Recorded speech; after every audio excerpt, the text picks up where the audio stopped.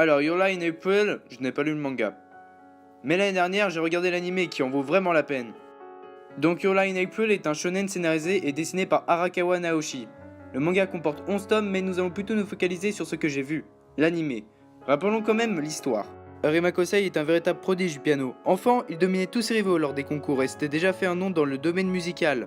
Mais, après la mort de sa mère, il sombre dans une forte dépression qui l'amène à être dégoûté de son propre instrument. 2 ans après le drame, continuant de considérer sa vie comme insipide, Arima se contente de vivre sa vie sans réel but. Jusqu'à ce qu'il rencontre Miyazono Kaori, jeune violoniste extravertie qui, elle aussi, semble exceller dans son art. Bon, je pense que je suis comme la plupart des personnes ayant entendu parler de ce manga. On peut se dire qu'un manga sur la musique classique, c'est nul. Mais pas du tout, là est le point fort du manga qui se démarque des autres en parlant de musique. Les sentiments des personnages sont accentués jusqu'à nous donner des frissons. Selon moi, je pense que Your Lie in April nous montre que la musique classique n'est pas ringarde, car beaucoup de personnes pensent que la musique classique c'est pour les vieux, on ne peut pas s'ambiancer dessus. Certes, on ne peut pas s'ambiancer, mais on peut la savourer. C'est un genre musical qui nous envoie plein de sentiments aux oreilles jusqu'à atteindre notre cœur.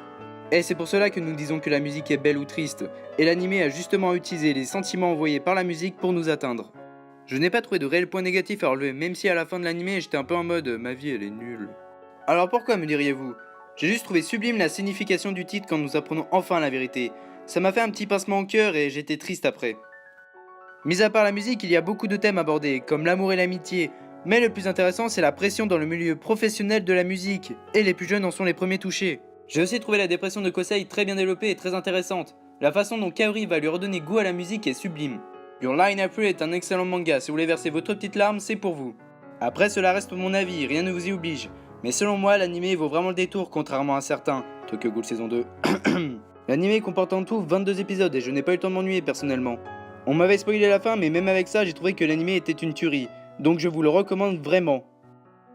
Nous arrivons au terme de la vidéo, j'espère qu'elle vous aura plu. Dites-moi en commentaire quel est le manga le plus triste que vous ayez vu ou lu. Sinon c'était Maxga. Bye.